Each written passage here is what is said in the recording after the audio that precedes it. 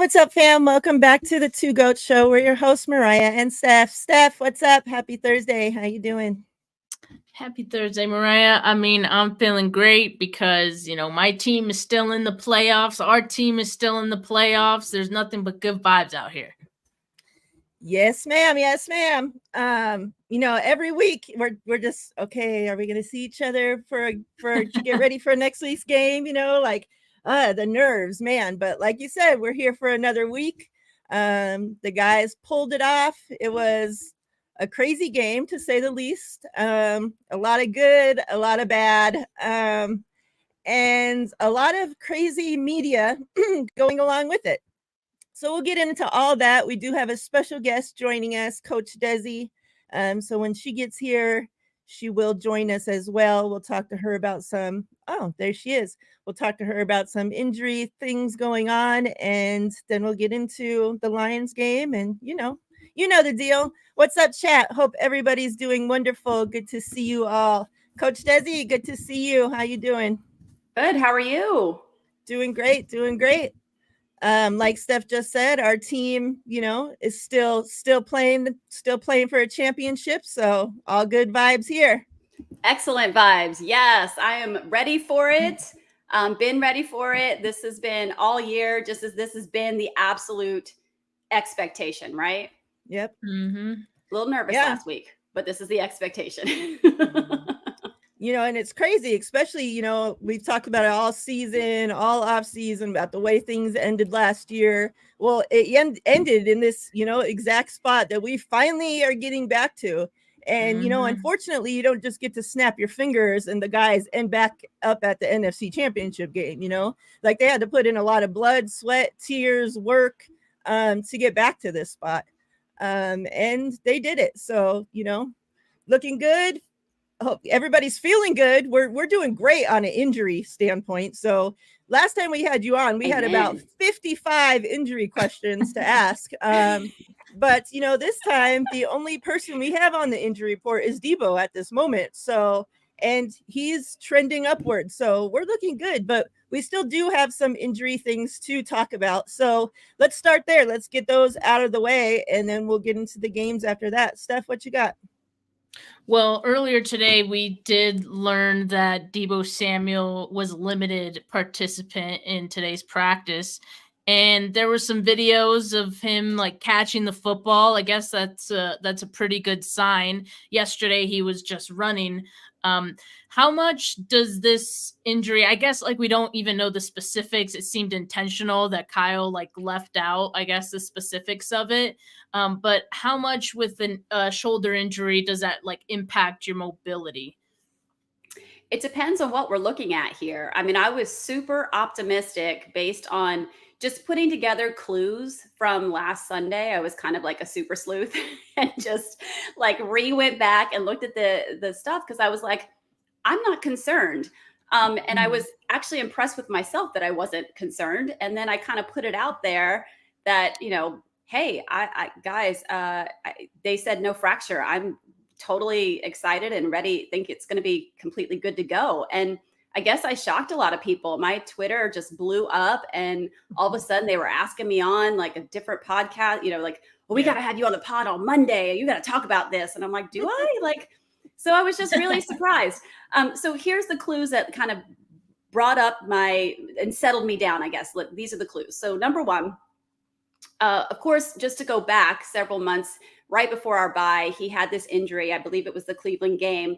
He injured his shoulder. They thought everything was okay. They tried to push him through, and then it came back that he had a stress fracture or a hairline fracture in that shoulder. I still don't know which bone it was. If I had to guess, I'd guess it was the clavicle. So this bone right here that connects from the sternum out to the blade of the shoulder blade that comes across from the acromion. It creates an AC joint here. So the acromioclavicular, I'm trying to look at myself and do it at the same time. The acromioclavicular joint is right here. So sometimes when you have an injury to the shoulder, you can just get tension through that little ligament that connects those two and create what's called an AC joint sprain, all the way up to a separation. There's different grades of it. And you can have that with or without a fracture. And so my guess is he probably had a crack through that clavicle. If I'm guessing, I don't know. No one knows, right? So he spent his time healing that up. Everything was good to go. Now, could he have also had a labral tear, which is like I always call it like the meniscus of the shoulder joint. It's a padded material that's right there where the kind of glenoid and the humerus connect. There's like a padding right there. And so that you can get tears in. I mean, these guys probably have tears anyway.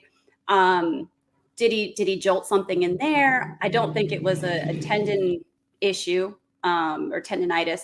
But when he first injured it, his big thing was he couldn't lift his arm. He was in obvious pain. There was issues. So when you go to this injury, if you watch what the injury was, when he laid back, two things. He put his arms up for someone to help pull him up. And when they went to pull him up, he was like, no, I'm going to stay here. But then his hands went up to his helmet. He lifted his arms. When he walked off, he actually put something off that left shoulder, because it was the left shoulder. He put something out. I don't know if it was mouth guard or what it was. He put something up as he was walking to the tent. So I'm watching this movement of the arms and I'm like, all right, I'm not quite sure what the injury really was, right? Well, then it came out, okay, it was probably a concussion. They were concerned about a concussion because of helmet to helmet. He cleared that, but then it still was the shoulder joint. And I bet they were just a little bit like, hey, let's not make sure you didn't re-injure that fracture site, is my guess. And because you missed it on the first one, the first x-rays the first time, and it took additional imaging before they found it, they probably were not comfortable with putting him back in there, is my guess. So, okay, great. But he told Jennifer Lee Chan immediately after, hey, I can lift my arm this time. So I'm good. I'm okay. So all of this stuff was very, very promising. And so when the report came through from Ian Rappaport that, hey, there was no fracture. They put him through the batteries of tests. I'm good then. Like, if there's no fracture, I think we're good. And, Debo said he was good. And so I kind of put all my bank on that. And thank goodness he's doing well at this point, because y'all would have come after me, I know, for saying that. But I was pretty confident. And looking at the films that have come out today about his practice, he looks phenomenal. I think he's going to be great. This is going to be a game. I'm ready to cook. So do you feel like maybe the 49ers were trying to make it seem like it was worse than it was, or did they just really not know? Because we were hearing 50-50, like shot to play and all these things, or, they try to just keep their cards close to the vest a little bit. I feel that way. And honestly, that's why I really didn't say anything. After Monday, I was like, I'm just going to shut up because I don't want to mess any kind of game match that might be happening. Yeah. Plus jinxing. I'm a big person on that, but I really just didn't know what, I was like 50-50. Like, again, in my brain, I was like, really? Okay. Maybe I'm missing something. Maybe he did have a glenoid or a labral tear or something. And maybe it's catching, but then he said he could lift his arm. So, it was a little perplexing. And I again, even with that, I'm like, okay, you can have a small labral tear and still play. So it was just so again, I'm like, I don't know who listens, who doesn't listen to me, but I'm just going to shut up for a while and let me just see how this plays out. So I do think maybe it was a chess part of the chess match. If you tell them, hey, it's 50-50, it might not look good, then they're planning a certain way. But it could also be like, maybe he looks real good, and then we turn around and we don't play him because now you've game planned for him. But now that the video's out there, I don't think there's any question in anybody's mind that he's going to be available and good to go. Okay. Yeah. I felt pretty good with it, knowing like once it got out there that, okay, nothing's broke. I'm like, okay, if it's just a pain thing and Debo just has to play through pain, and it's not something that could, get worse or, has any effect like that, I'm like, I couldn't see him missing this game, especially after having, worried and not knowing what the injury was during the game. Like, I understand why he was held out, but after he had to sit there and just watch his guys go through that kind of game, almost lose, come back and win. Like, you think he's going to just sit on the sidelines and watch again? I highly doubt it. Like, after I knew that, it was in my mind, like, Debo's playing. Yeah. And he's going to be so hungry. He's going to be ready to eat, y'all. He's going to be ready to eat. Now, me at home, how we were all holding our breath every like movement that was made in that game last week. Every time he gets tackled, I'm holding my breath. You'll be sure of that because obviously it's still vulnerable. Obviously he's still, there's still something there. And maybe he's got something still from the previous injury. Again, who knows if it was just the fracture, if there was soft tissue along with it that maybe got re-aggravated this time, that, maybe will be really addressed in the off season. We won't know, but he's good to go. He's going to play. And now I just need to make sure we do okay, have a good game. Don't get hurt. Let's get through this. Yeah. Who For else sure. you got, I guess Steph? I was just wondering about that risk of re-aggravation, because I'm kind of thinking, maybe they use him as a decoy to just make sure he stays healthy. If there is any re-aggravation possible, could it turn into a fracture again? So, I mean, he's young enough, and I'm sure that thing is well healed, that I'm not. Listen, any injury is any injury, and you can certainly, once you have something, it can always be more susceptible to injury. But I actually think maybe it's AC joint. It may just the way that he falls, the way that he's getting hit is more around that AC joint area. But also, when I watched that game, he had his arm out and they were pressing around, and it looked like they were pressing more back here.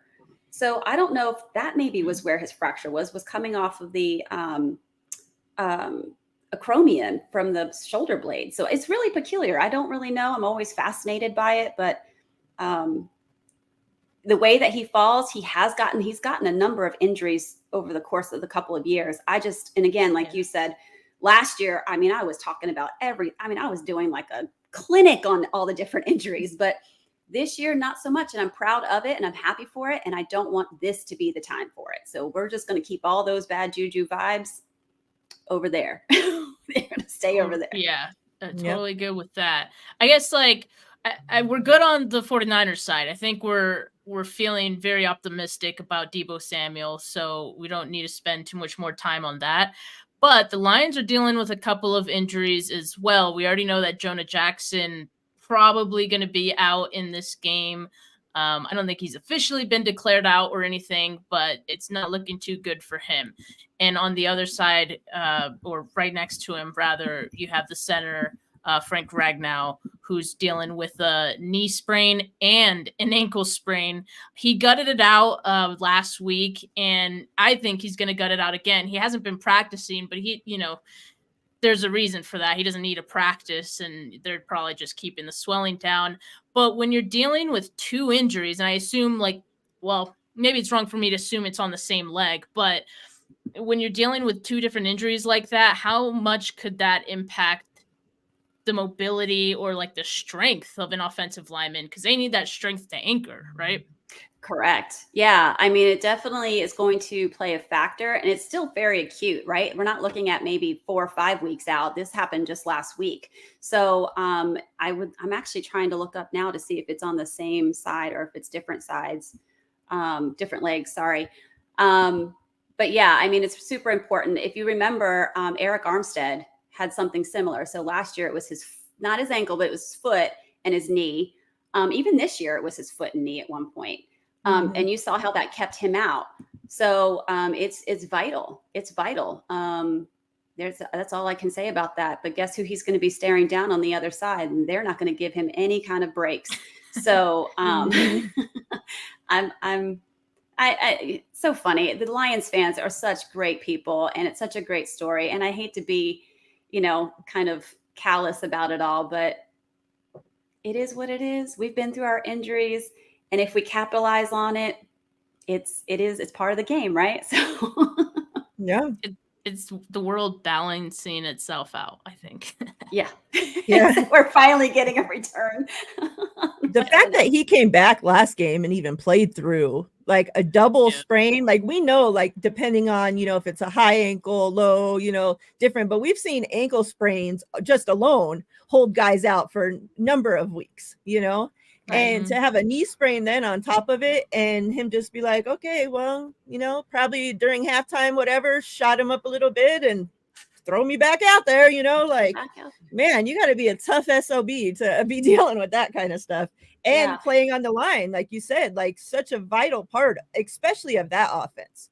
The O-line of that offense is huge, and they've been huge for them all year, Well, he's a center too. So think about that. He's crouched down, ball's there. The quickness that requires of not just anchoring, but the quickness of hiking the ball and getting up and being ready to, push against a giant, massive force is it's something to keep an eye on for sure. To take it back to the 49ers, I do have a question, related with Ambry Thomas, because we know that he was out, had surgery. Obviously, we know he didn't have his best game this last game, but that was also his first game back from this injury. Can you kind of talk about, do you think that maybe has something to do, him being out with the injury?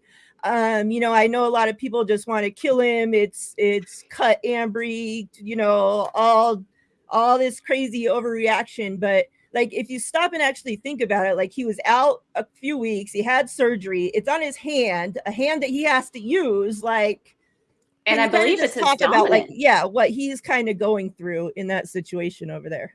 Yeah, and I think it's his dominant hand. I think he's right-handed, correct?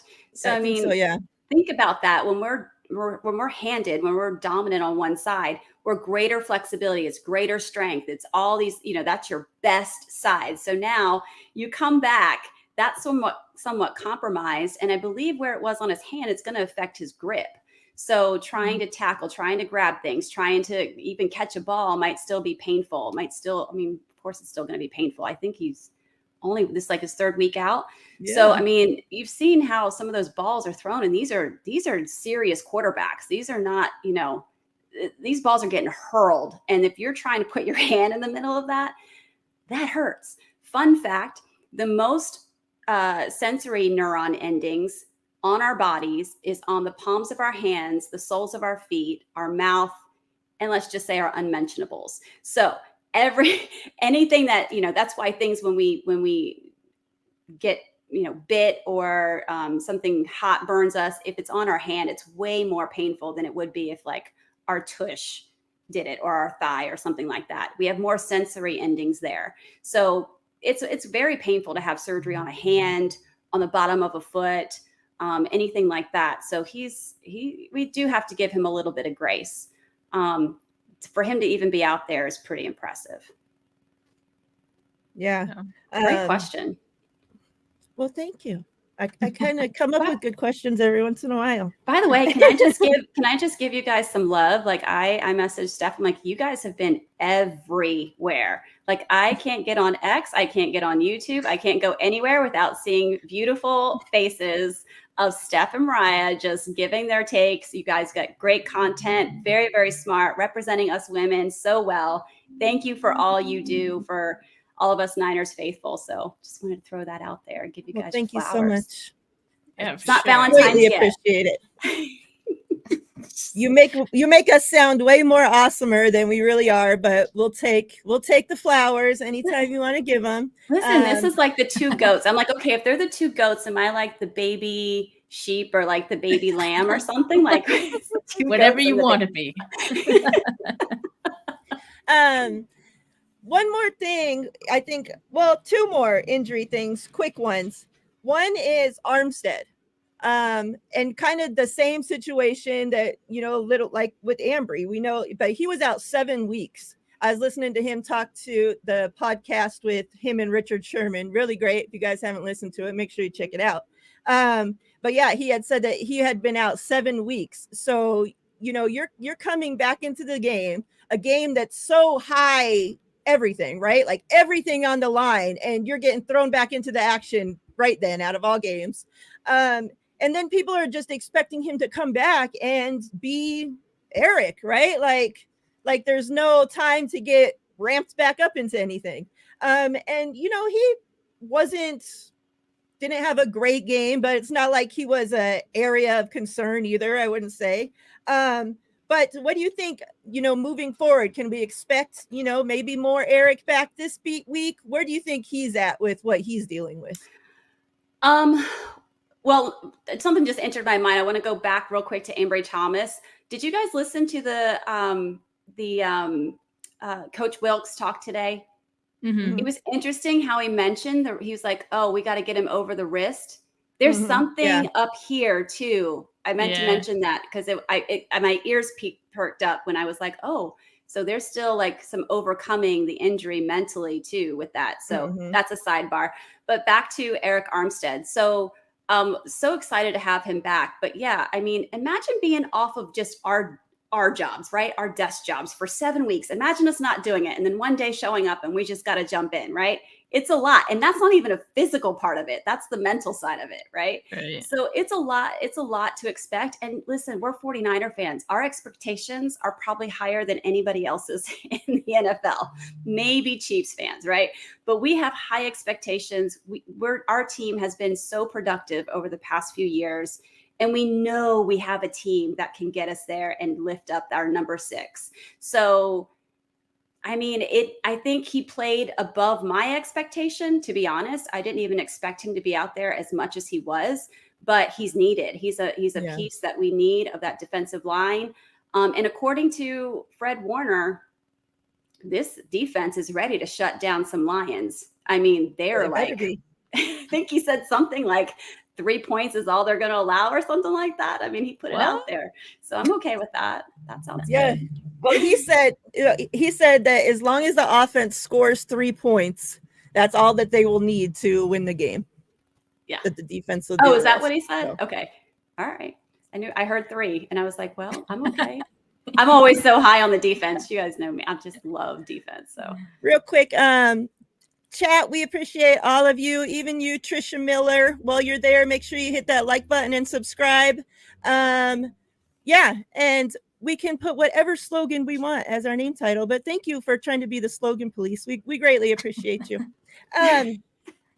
This week, it was also announced, which, you know, going into this week, I wasn't thinking, no thoughts about anybody coming off the IR. I'm thinking who we got, right? Like this far into it. But they did announce this week that they were opening the window for Kalia Davis to come off of IR. You know, if we're able to get him back for this game, like we need all the help against the run that we can get for this game. And that's what he specializes at, right? Like that's his thing, stopping the run. Do you think that that's a possibility to even get him back and plug him in this fast? Like, where do you think we're at with the Kalia Davis situation? I don't know. I don't know enough about the ankle injury to know where he is. I mean, ankles are so tough. Again, just like what we said before, you need that. I mean, and just even the tackles when they fall, they get stepped on. It's a twisting kind of. I mean, at least the weather's going to be good, so it's not like he's going to be stuck in mud and all of that and all the nonsense that we had last week. It's a possibility, but I kind of wouldn't expect it. I think that's and yeah, I think Kalia Davis would be a huge boost. I'd be surprised. I'll put it that way. I'll be surprised if he makes it. And if he does, maybe they rotate him in just to test it out, but I don't know that he's quite there yet. Yeah. Part of me wonders if maybe they're opening his practice windows, see how, you know, Chase Young does, you know, with the, you know, setting the edge this week. And if he does bad again, I wouldn't be surprised if, assuming the 49ers, you know, make it to the Super Bowl, if they activate Kalia Davis and then have Eric Armstead on the outside in certain, you know, maybe down and distance situations or, you know, obvious passing downs, have him on running plays, have Eric Armstead on the outside and then he can help set the edge. Cause I think he might be better at it than Chase Young. I don't know. I know. Are you guys surprised by that? I am. I'm surprised by the whole Chase Young experience, to be honest. Yeah. I'd say disappointed. Yeah. It started out strong, right? And I feel like it's just kind of fizzled. And I'll say this. I think he was getting credit for things that maybe weren't necessarily him. Like after the bye week, there were a lot of changes I think the 49ers made, and we all kind of attributed it to, you know, Chase Young being there. But he's had some plays here and there. I don't want to like take that away from him, but I think there's been effort issues, as we've seen, the run defense issues. So it's just been kind of inconsistent with him. Yeah, I think, yep. I was just going to say, Rohan brings up a good mention here. We were warned. We definitely. I think we're still getting more out of him than what he would have produced in Washington. But it still doesn't meet the expectation. I wouldn't expect him to still be a 49er next year. What do you guys think? Me either. Especially when we first got in, I still go back to people talking about, oh, we're not going to be able to sign Ayuk now because we have to pay like somebody that we just got on our team. Don't sign the guy that we've molded and had on our team and drafted and all that. Sign this guy that we just picked up from the scrapyard, like, no, yeah, I don't expect him to be here. I always felt like that talk was very premature when I saw that starting to happen, like people bringing that up. It's like, come on, like we got to see this play out and we got to see what he does to finish this season before making that decision. And I think we're getting some answers as to what the 49ers are going to do. I mean, I think part of the larger reason why the 49ers brought him on, one, because they had injuries at edge, but also if he leaves for free agency, they get a comp pick back. So that's really what's valuable to the 49ers. And so I don't think that, he would be in the plans to re-sign. You got to get that comp pick and move on. And I mean, like I said, they needed him because they were dealing with injuries, and they still need him because Clinton Farrell is out right now too. So yeah, gonna have to make do with what you have. Yeah, agree. Go ahead. No, good. I was going to say, I never thought when we got Cleveland on the team that going into the playoffs, like he would be the player like I was missing the most not being here. Like he was such a vital part for us this entire season, and more than I was ever, the role I was ever expecting him to have. And obviously the loss to Drake Jackson, and Drake Jackson obviously not being what we thought he was going to be this season either, even before the injury. But Cleveland kind of took that role and had been solid for us right there, and to lose him right when you're going into the playoffs, like I hate that injury. Like I hate it for him. I hate it for our team, like to be such and I feel so bad too for I had put out a post this week about Hufanga. Like guys that contribute so much to this team, and then they're not there for the actual Super Bowl run, I hate that for them. And yeah, everybody's like, well, he'll still get his ring and yada yada, but that's not the same of actually playing in the Super Bowl. Oh, I got a Super Bowl ring, but I wasn't even suited up, yeah, it still counts, but it's not the same of you actually getting to suit up in those lights on that stage, where everybody wants to go, where you dreamed of being your whole life.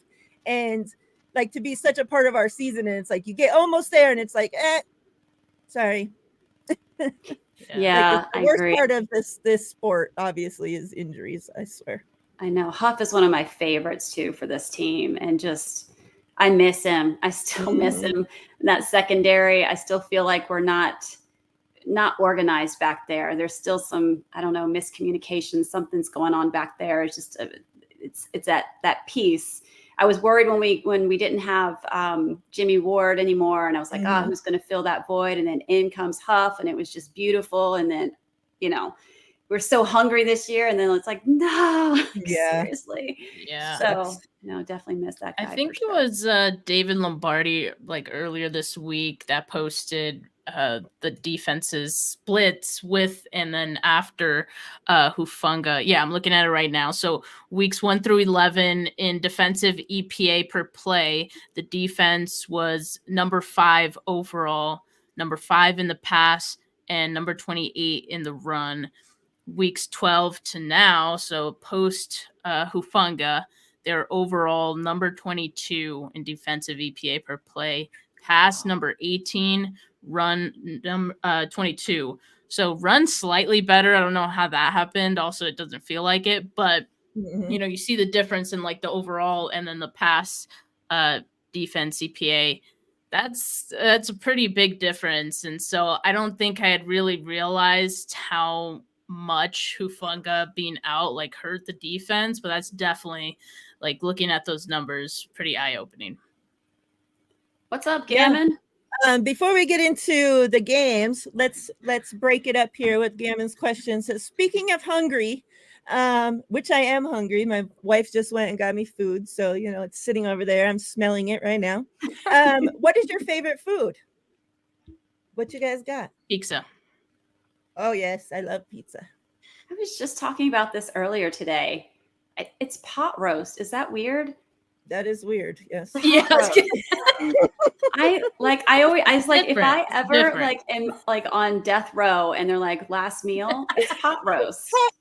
What? They're like, that's what you get every day. What do you mean? I mean, seriously, pot roast is my jam, especially on a cool day with my Niners blanket all snugged up. Yeah. Side of cornbread. Wow. I don't know. I'm weird. The other one would be pho, which I think Young Heavy, I don't know if I follow him, but he just asked about trying that. And I'm like, yes, I just had it yesterday because it was so good. So Steph, what kind of pizza though? What, just cheese? You got like toppings on there? What do you do? Yeah, I do toppings. I'll take pizza like any freaking way I can get it. And that's the beauty of pizza, is it doesn't really matter too much what's on it. I do have some like things I just will not accept on it, like artichoke. I won't do that. Yeah. Broccoli, the weird California pizza type stuff. But yeah, I'm typically a pepperoni gal, myself. Sometimes I throw in some sausage in there, so pepperoni sausage is like my go-to. Yeah, that's usually the one. Pineapple on pizza, yes or no?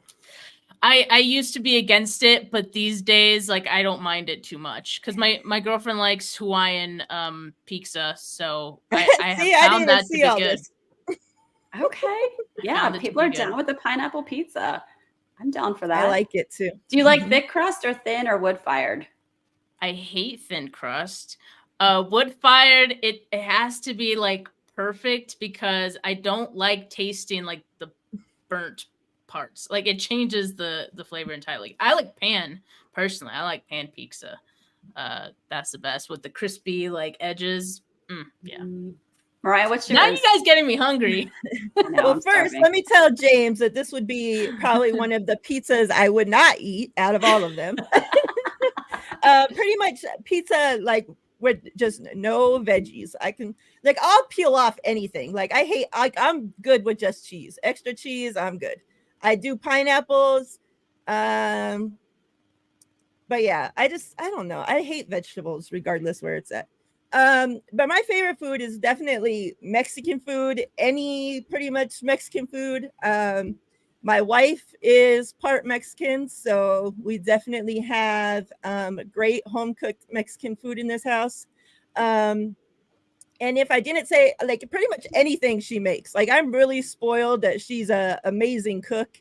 Her mom is a great cook, so like it's kind of just passed on. Like, her grandma's a great cook. All the aunts, 30 of them are all great cooks. So it's kind of just like a thing, So I'm definitely, that's probably why I'm a little chunky because, I eat great food. What can I say? I like to eat. I'm too old to be worrying about that now. So yeah, I definitely, and like I said, I'll eat pretty much anything that's not vegetables. Hating on my vegetables, man. I'll eat anything. Do you see these cheeks? There is no, like, we'll have pizza. I'll eat Mexican. I'll have Chinese. I will eat. Yeah. There's no discrimination when it comes to food. Love tamales, Gammon. Tortas. My wife eats tortas a lot. That's not really my thing. Like, I would eat it. It's not like I dislike it. But tamales, definitely. Yes. Can't go wrong with that. All right. Wait, I got a question then. So where are you gals from? I'm from the Bay Area, but I've lived in Colorado for the past 2 years now. You have this unique way of saying certain words that I love. There's like a roll to the R or something. So that's why I was so fun. I'm like, is she really from California? That's probably the Spanish. Maybe. It's gotta be the Spanish. Okay, and you, my R's. Mariah, where are you from? I'm from Vegas, Las Vegas. Born and raised, still here. Got it. We neighbors. Okay. Hopefully not for too much longer, but we're here now. All right. We out here. Hey, you'll be right there for the Super Bowl. Sweet. Yep. Do you have plans? So hopefully, no. I'm planning for my team to be playing in the Super Bowl in my city. That's my I plan. do recommend the Super Bowl. I do recommend going to the what's it called? Like the Super Bowl. They always have like the place you can go to. The row. Yeah, What's it what's it called? called? Something row. I just had it in my brain Super before I Bowl freaked City? out. I don't know. I forget what it's called because they did have it in San Francisco once. Mhm. Yeah, that was super fun. Yeah, What do I you guys can't think think of of the it. game? I don't know yet. It depends. I'm waiting to see if we're Do you watch there or we're from not home? there. Otherwise, are you tailgaters? Will you just go tailgate, or do you guys go to a bar and watch it with a bunch of Niner fans? Or are Probably you at we'll home? go. Yeah, we'll probably. I don't know. I've been just all home all season, but maybe for that game we go out. We'll see. Steph? Maybe. I usually watch at home because I do my post game show. I take notes. You know, I figured you were locked in. Yeah, I can't be talking to people. I hate when people text me while I'm watching the game. Yeah, I'm locked in, all the way locked in. But I'll tweet. I'll tweet on Twitter. Yeah, same. Yeah, I see them. They're great. What about you? I don't know. It depends on the game. Like the last game of the season, I was like, sure, I'll go to a bar. That's fine. I don't, it is what it is. We're probably not going to play our starters the whole game. That's great. But games like this, I can't predict my behavior. So I really should not be That's true. in public. I can't even handle myself at home. Like my family doesn't even watch games with me. So I probably will just be home. I was thinking about going to a 49er bar here in town for the pregame and then come home for the actual game is probably. But you guys know my husband's a Ravens fan, so like that game's at 3. So I'm trying to see if he really wants me to watch the game with him, or So if I can. Would you be rooting against the Ravens in that game, or would you go for the Chiefs? All right, guys, let's be real here. There's already turmoil in the household. So last weekend we got invited to our friend's house, who's a big Niners fan. Context: the last time we were at that house was when the Super Bowl was. And my husband got upset because he wanted to watch the game at home. I wanted to watch it with the 49er neighbors. And so he watched over there and then he left and got upset because I wouldn't go watch the game with him at home. So I felt guilty. So when those lights came back on, I went home. That's right, because there's the power outage. Y'all know what happened after that. So we went back to that house last weekend for his game. And I did, I liked what the Texans were bringing to the table. So I would cheer for the Texans. But I also, when Lamar did a run, I would say, hey, great job by Lamar. Well, apparently I didn't cheer enough for the Ravens. And so it was a situation. And so now we're really trying to figure out delicately how we handle our marriage and these games this weekend. I'm not sure. So if it's a 49ers Ravens Super Bowl, it really will be a house divided.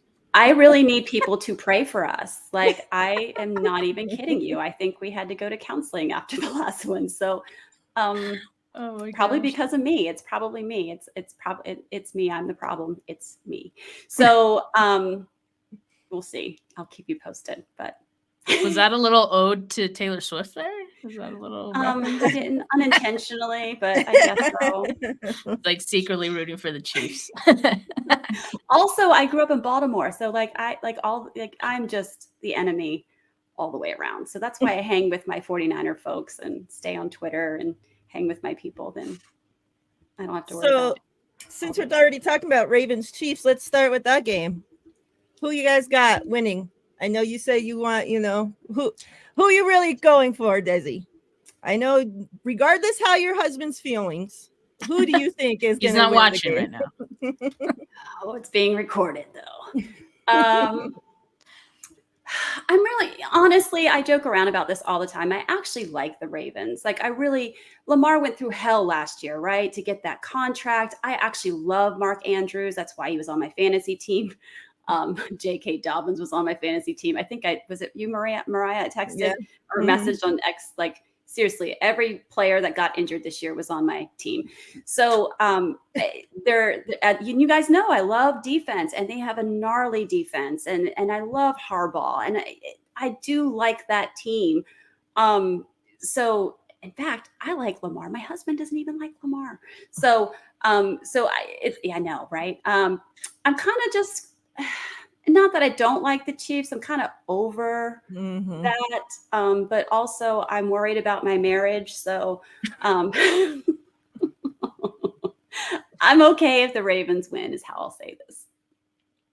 Okay. What about you, Steph? For me, you know how I feel, Miriah. Like, I am so tired of the Chiefs, and I think why I'm tired of them too is because I didn't even feel like they had that great of a season. Like, I didn't even think they were gonna make it past the Bills. All right, and maybe they did have some help, just a little bit. It seems like the NFL still likes them enough. I think they like the Taylor Swift hype as well, and how that helps the viewership. So they're kind of riding that wave. And then now with Mahomes, Jason Kelce just showing his shirt, everything. yeah, too. I mean, I like Jason Kelce. I really do. He's precious. But yeah, I mean, Mahomes and Andy Reid in the playoffs, they know how to flip a switch, and that's dangerous. But the Ravens are just so good. Like, in my eyes, I think they can beat anyone on that side. And I mean, we saw it, what they did to the Texans, and Texans maybe just a year or two away from, really giving the AFC some trouble. But I just feel like the Ravens are just such a well-disciplined team, well-coached team on both sides of the ball. I think if there's anyone who can beat this Chiefs team against the refs as well, it'd be the Ravens. So I pick Ravens to win. Yeah, I'm kind of torn here because I do think, and I've been kind of, on all my pick'ems this entire season, like I was picking the Ravens. Like, they got me through a lot of things this season. And they have a great team. Like, we watched it. We watched it. And yeah, I'm sick of Kansas City. I'm sick of Mahomes. But like you said, they had a crappy season for them. And yet they get into the playoffs, and you mix Mahomes and Andy Reid, and it's hard to bet against them. I too thought that, this was the Bills' best chance to beat them. Yeah. Well, we saw how that went.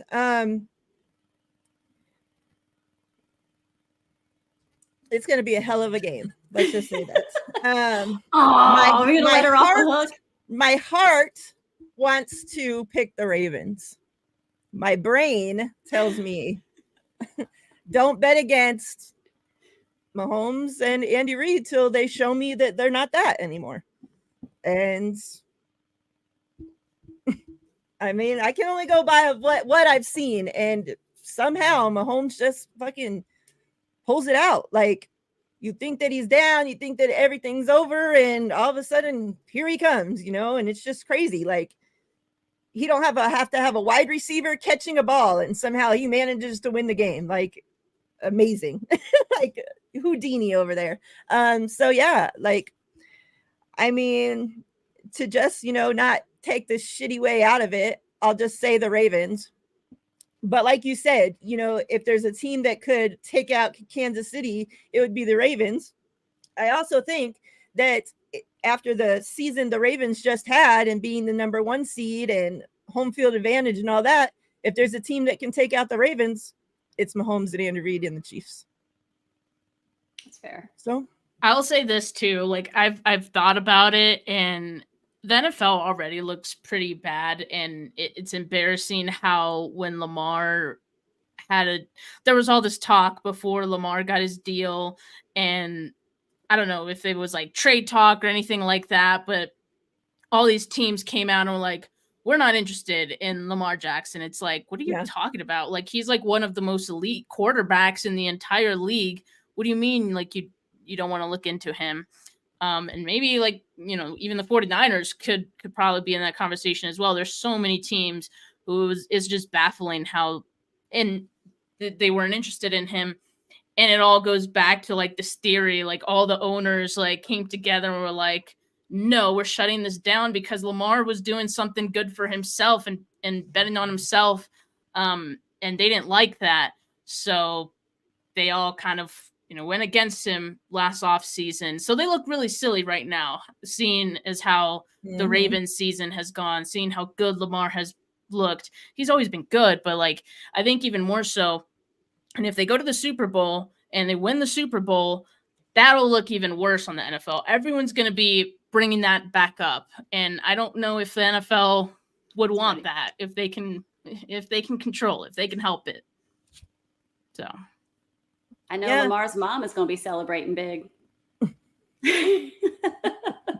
Definitely. Shout out to James says, revenge against Mahomes would be sweeter. Half the Ravens today aren't even old enough to remember the Super Bowl 12 years ago. Kansas City fans, so annoying. Wow, I don't want to look too much.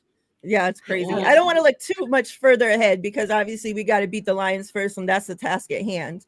But since James was so courteous and so wonderful to donate to the channel, what would you guys rather have? Would you rather face Kansas City and get payback against them, or would you rather get the revenge against the Ravens? Who would you guys rather face in the Super Bowl when we make it? When I need street cred in my house. That could be dangerous. That is it.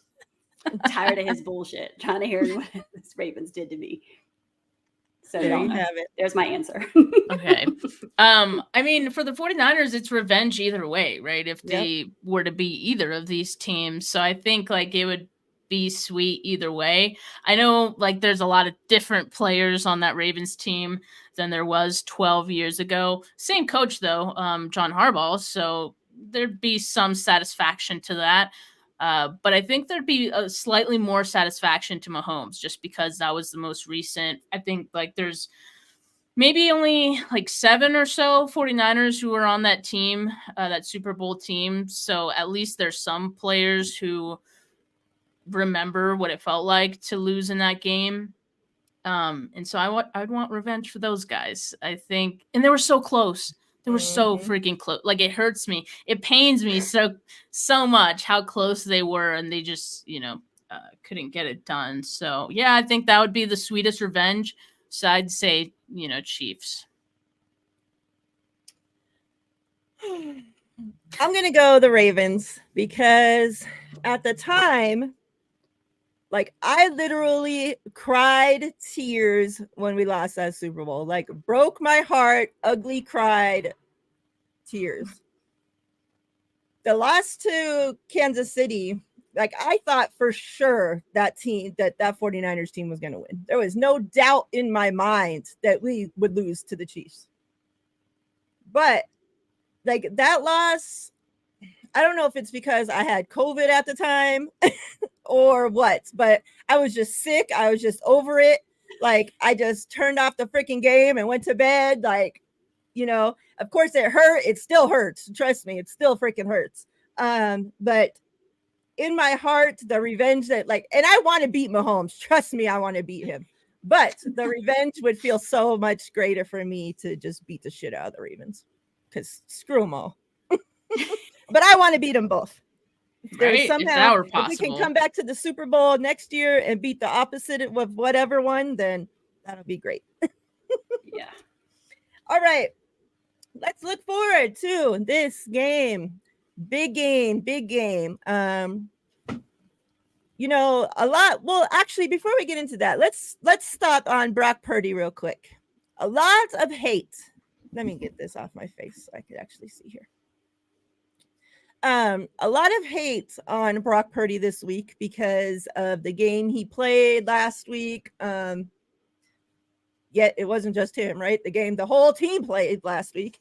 And then we have, and I keep saying this, I swear that comparison is the thief of all joy for football, because it's he gets up, and you would think when we have a quarterback like Goff on the other side, that all the hate wouldn't just be on Brock Purdy, but they keep wanting to compare him to these other quarterbacks that are in the playoffs.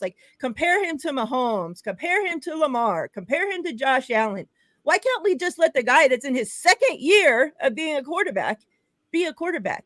He's gotten his team to the NFC Championship 2 years out of 2 years. Like, what more could you want from the kid? It's like he constantly is getting beat up because of the talent on his team. So Steve Young, Montana, didn't have Jerry Rice. Like, all the great teams don't have talent on them. Like, I didn't know that a bunch of scrubs just went and won the Super Bowl ever in my life. Like, I've never heard that story. The media is just on a Brock Purdy like hate spree this week. It's the most amazing thing that I've seen, that you can go from being the last pick of the draft, this feel good underdog story, 1 year, your first year, and by the next year that you come from a season-ending injury, they don't know if you're even going to be able to start, yada yada, all this shit going against you. You somehow get back from injury, you take your starting job, you lead your team back to the NFC Championship, and yet the media hates him.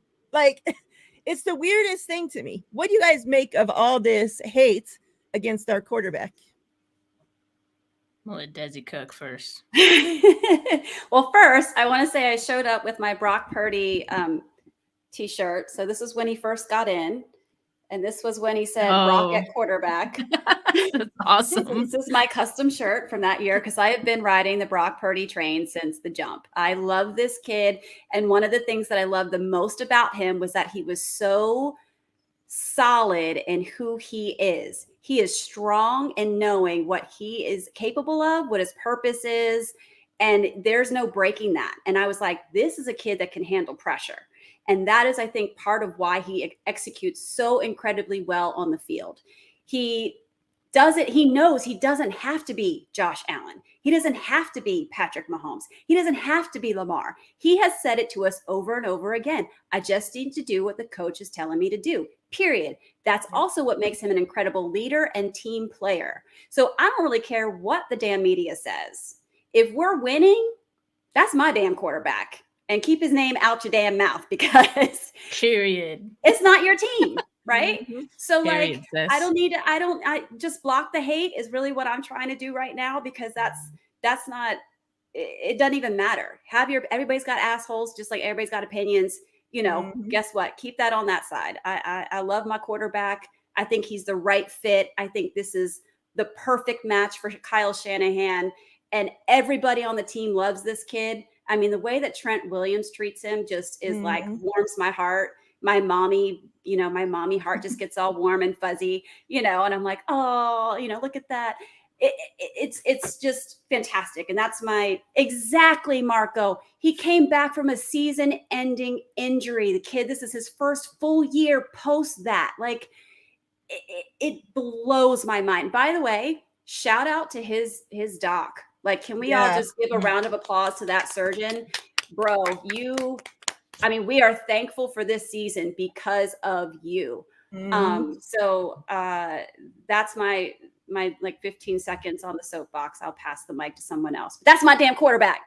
Before you go, Steph, it's a damn shame that he ain't even on the list for comeback player of the year. Thank you. Let's get that out there too. Like, the guy, like, I put it out there on X, like, our quarterback started training camp with one arm, literally, and yet somehow isn't on the comeback player of the year. Like, ridiculous. Go ahead, Steph. He played so well that people just forgot that he had that surgery. Sometimes I even forget that he had the surgery this offseason, and there was a moment in time this offseason that we questioned whether or not he would even play. But you want to know why people hate on him?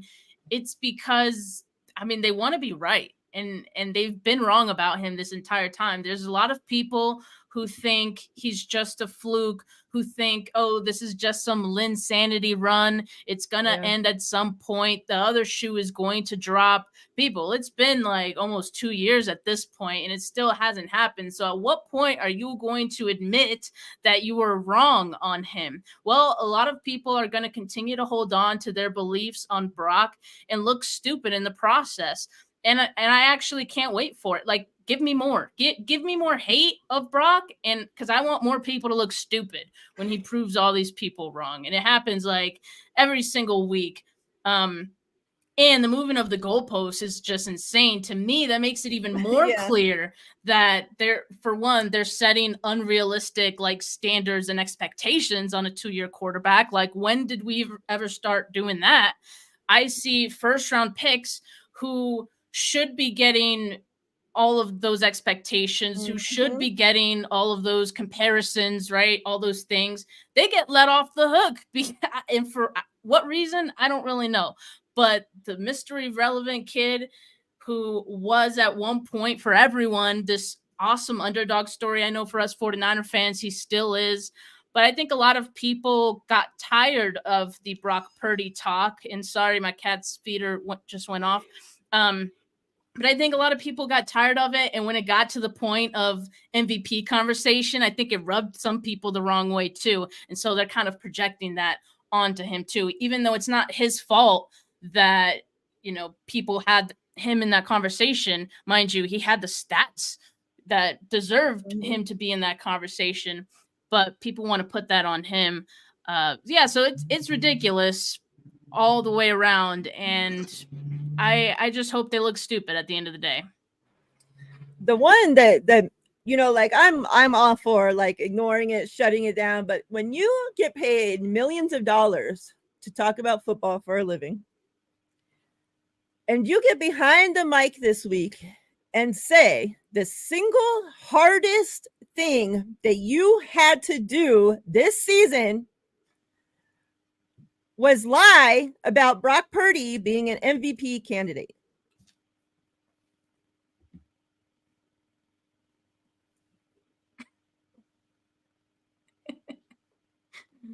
The hardest thing you had to do this season?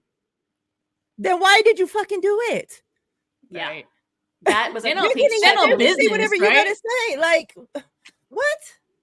That was a chip on his integrity. Mm-hmm. That's all I ever needed. That's actually, he don't care. And I know nobody doesn't care. I unfollowed him right away after that, because if you're going to come out and say that you lied about something so, I mean, to me, that's benign. Why would you lie about that? Yeah. Then what else is, what else are you putting in the closet? Just hiding away from everybody. So I'm done with that. I don't need that nonsense in my life. Keep our quarterback's name out your mother effing mouth, okay? All right, Lions. The Lions.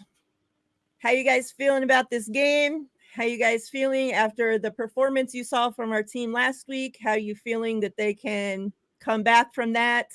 Give me your thoughts, ladies, on this game coming up. I feel like we're going to play at least 25% better, just because the elements are out. Period. Yeah. And after I talked myself through that, I'm not worried. I think for me, it's been cautious optimism. I don't think I'm really expecting the other, or I'm not expecting the 49ers to play like they did last week, kind of like you said, Dezi, because rain's not going to be a factor. I think if there was any rust last week, which I think, maybe to start there was, certainly for Brock Purdy, it was hard for him to get out of that like rust and get back into a rhythm. One, because like he almost threw that pick early in the game. I think after that, he kind of like, shielded himself a little bit.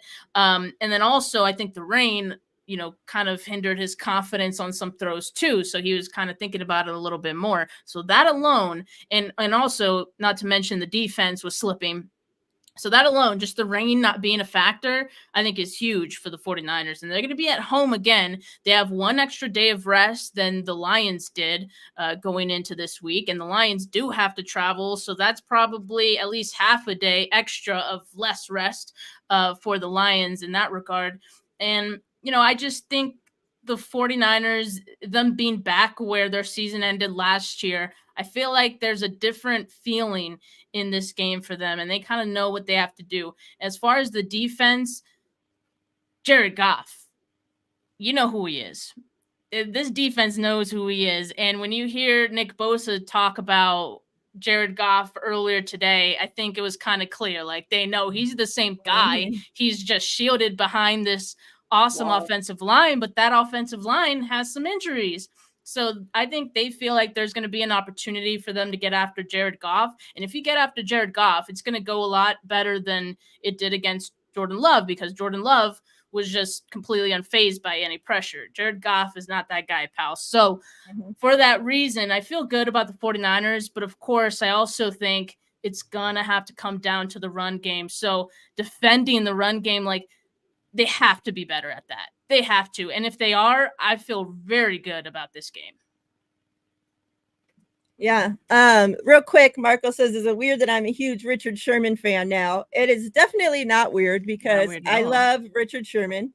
He was one of the players I won't say hate, but it was almost to that level. Like, I hated, before he came to the 49ers. And even once he signed for the 49ers, I'm like, really? Like, out of all people, you had to go get this guy? Like, and then that he quickly changed that, from his leadership, from his, the way he mentored the young guys on that run, and he's kind of just had the 49ers back ever since, so he's definitely one of the guys I listen to. I listen to pretty much all of his podcasts. And he's smart. Like, we know he's one of the smartest corners out there. So, like, it was only made sense for him to go into podcasting and all that. And he speaks so well. Like, he's explained stuff so well, just like his understanding of stuff. Yeah, I think he's great to listen to. Sure. Going into this game, yeah. Like I said yesterday, stop the run. Number one. Two amazing running backs. Stop the freaking run. Like, please give it everything you got. Like, we needed you to stop the run last week and you guys sucked. So please, can you show up and stop the fucking run? Number two, crying out loud, defensive line. Like, holy shit, you guys make probably more. The four of them defensive line starters probably make more than the rest of the defense all fucking put together. Like, do your damn jobs, please. Like you said, Goff is, if I see Goff, let me just tell you right now, if I see Goff getting out of that pocket and running away from our defensive line, you're going to run on the field, aren't you? You guys, we're gonna see Miriah just ding, ding, ding, ding. She's gonna take him out. Like, oh my gosh, the guy can't run. He's slow as a turtle. Do not let him escape from you.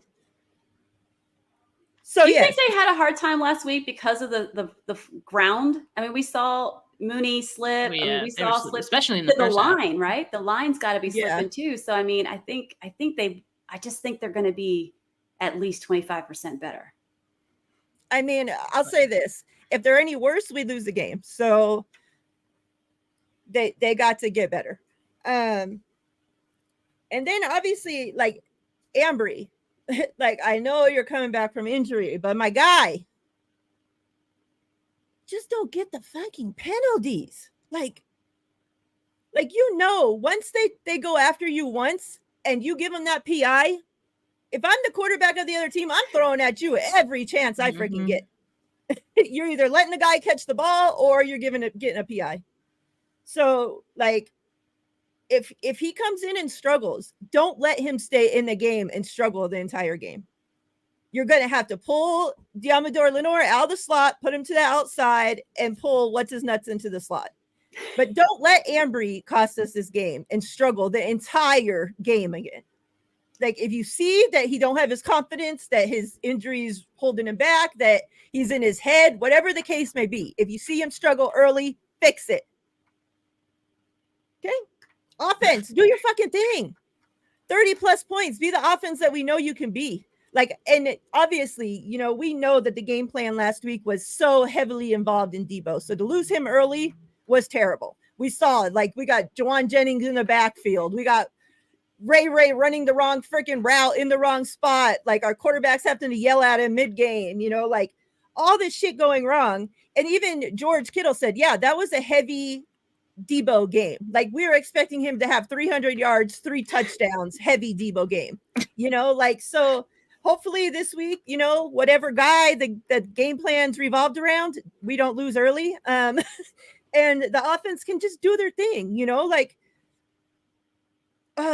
I think, something that really pissed me off about last week is that you let Purdy throw 38 times, the most that he's thrown in a game, and in those conditions that he's struggling. Like, if you see your guys are struggling, help them out. Run the fucking ball, you know? And it's not that I don't trust Purdy, but when you see somebody struggling in the rain, he's not on the same page, something's off, yada, yada, stop making him fucking throw the ball. Empty backfield, throwing the ball. Like, you know, it's just not that kind of game, right? Like, so like we need Kyle. Like, if the biggest way to shut these critics up is to come out and prove them wrong. We need Purdy to come out, shut him up, have the game of your freaking life, kid, ball out. The only way that we can get this shit off of our coach's back that he, you know, chokes in big games and, you know, he always stops running the ball when he shouldn't and all this shit is to come out and prove him wrong. Coach the game of your life, Kyle. Fred Warner's out there talking. We only need the offense to score, you know, 3 points and we got the rest. Well, you better show up and do it because talking will end this week if you don't. There's only so much to talk about. So, like, we just need our guys. Like, I have so much confidence in this squad if they just show up and be them and do them. Mm-hmm. Miriah, are you a coach or a preacher? I'm trying to decide right now. Put her in the huddle, man. Both. Put her in the huddle. Where's the donation basket? I'm gonna throw some money in there. One question I've had. I posted it in X, and then I think I posted it in one of the pods you were on earlier this week, Steph. What's fascinating to me is that we're going up against Dan Campbell, who has been a coach who has demonstrated over and over that he is a gutsy play caller. Mm-hmm. Obviously, Kyle is not. Do we feel like that is going to be what the game comes down to? Or do you think that gutsy play calling is going to be what the defense is going to eat up and make them pay for? That's tough. It could go either way. I think it really depends how the Lions execute it and how the defense would defend against it. I think we can expect the Lions are going to be aggressive again in this game. I mean, this is a big game for them.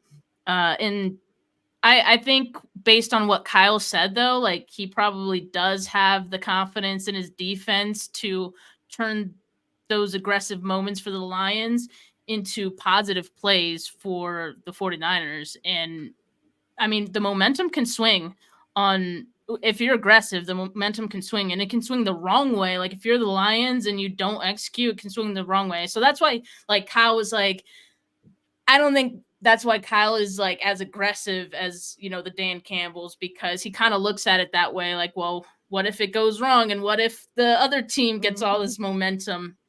And, you know, some people say like, oh, that's Kyle being scared or being very conservative. Yeah, it could be like, I'm not going to hold you, but also I think he has seen it. Maybe it's because he's seen the defense take so many of those opportunities and run with it and take that momentum that he's scared to be on the other side of it and have that happen to him.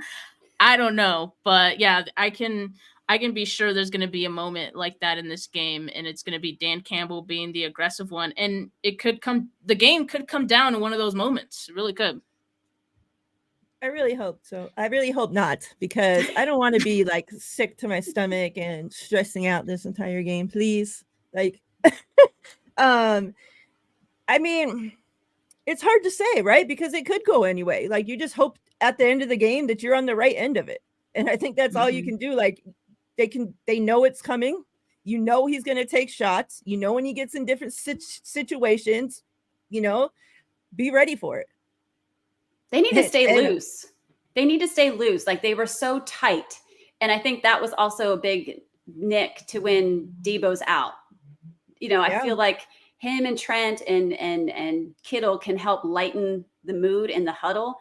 And I feel like they didn't have it and they were just playing so tight. So I need them to stay loose. Keep that boombox on the sidelines or something. Like, they need to do something to keep it loose. Have Super Gremlin playing. I don't know. Score predictions, ladies. What you got for me? Okay, I'll go first because I had thought about it in earlier shows. I got my little notepad here, so I'm tracking it. 33-17 is what I'm saying. I like it. I really hope so. haven't gotten a feeling yet. I usually wait for a feeling and then I'm like, okay, that's what I'm feeling. I haven't gotten a feeling yet. I keep waiting for that moment. Like what came to me just now was like 28-14, but then you said what you said, and I can see a scenario where that happens. And again, with them being 25% down and us uploading, this new Debo, all these good things that are coming, I'm like, it could be like a 38-17 game, right? Like it could be one of those nasty stomp situations. I'm not sure. I'm undecided right now. We got the W. I think it's going to be more than 7 is what I'll say for sure at this point. I like it. I'm going, I said I need my offense to score more than 30. So going 35-23 defense. You better show up. Don't be making me sweat this game. Please. If we can get another, couple interception game, that would be fantastic. Put the pressure on Goff. If we can get to Goff and just, get him, even if we need the sacks, okay? But even if you're not getting the sack and you can just throw him off a little bit, get him pressured, get him nervous, let him know that you're coming, he's going to make the mistakes. We just need to capitalize on it. So if anybody listening is really good at creating these memes, I really need someone to create an image of Miriah running out to tackle Goff. I need that ASAP. Send it to me at Coach Dezi. That thing is going out during the game. 100%. She's like, oh hell, if no one's gonna stop him, I'll freaking do it. I'm just gonna say, that's gonna be my sneaky post of just like, we need a sack. I'm just gonna show the Miriah. Coach Dezi, I see the chat has gone crazy wanting to know who you are, where they can find you, where they can listen to you. So please let all the wonderful people know what you got going on, where they can find you, all that good stuff. Yes. Thanks, Faithful. I love you guys. I am Coach Dezi on X and Instagram. And I'm on the Eric Crocker Show, usually on Wednesdays. This week it was Mondays. I have my own podcast, Girlfriends in Football, on Wednesday nights. And of course, I always love showing up for these wonderful ladies here, the GOATs. And so catch me out around in the chats in the Twitter space and Instagram world, and love you guys. Bang bang. Yeah, let's go. You're on mute, Miriah. Well, I guess that's why you're not answering me. Too excited. Steph, any closing thoughts? Anything you want to tell the people before we get out of here? No, I'm just really looking forward to this game. If it makes anyone feel any better, I'm not as nervous about this game than I was last year's NFC Championship going into it. So I don't know if that means anything to anyone, but to me, I think that's a good sign, right? It has to be. So yeah, the vibes are positive. Debo Samuel is not missing this game. He's going to be out there. There's not going to be any rain. I think our guy's going to step up. I think Brock Purdy's going to have himself a day. He's going to dice up this Lions secondary, and yeah, I'm just really looking forward to it and excited. Tomorrow gonna have my post-game show with Lori Fitzpatrick, and then Sunday after the game I'll be doing a post-game show, so make sure you guys tune into that. Yes. James, with one more before we get out the door, you're greatly appreciated, sir, says, don't think for a second this will be lopsided. Can't after how they came out against the Packers. This Lions will battle to the end, just how they almost came back in that season opener, 24-21 Niners. That's honestly close. As long as we beat them, like I said on my show earlier this week, like this game was ugly. This last game, it was ugly. We didn't play the way we wanted to or how anybody thought we were going to. But guess what? At the end of the day, we got the W, and that's all I give a shit about. So get it. However you got to get it. Chat, you guys are much appreciated. Make sure that if you're watching on my channel and you're not subscribed to the two lovely ladies above me, that you go to the description box of this video, hit the links. It'll take you to both of their channels. Hit that subscribe button for me. Greatly appreciate it. If you're watching on Steph's channel, the same. Please come over to my channel, 49 Faithful Lee. Hit that subscribe button. Go over to our lady Coach Dezi up there. with Girlfriends in Football. Make sure you hit that subscribe button over there. It is greatly appreciated. And you guys have been awesome, chat. You guys have kept the chat going like crazy. Each and every one of you that came through, we greatly appreciate you. Anybody that watches on replay, you are also greatly appreciated. We couldn't do what we do without you guys. So thank you so much. I'm done for the week. So hopefully next week when I see you all, we'll be talking about another win and we'll get ready for the Super Bowl. But either way, me and Steph will be back here next Thursday, 3 Pacific time for the Two Goat Show. So make sure you come through. Check us out. Until then, faithful, we're out of here. Peace.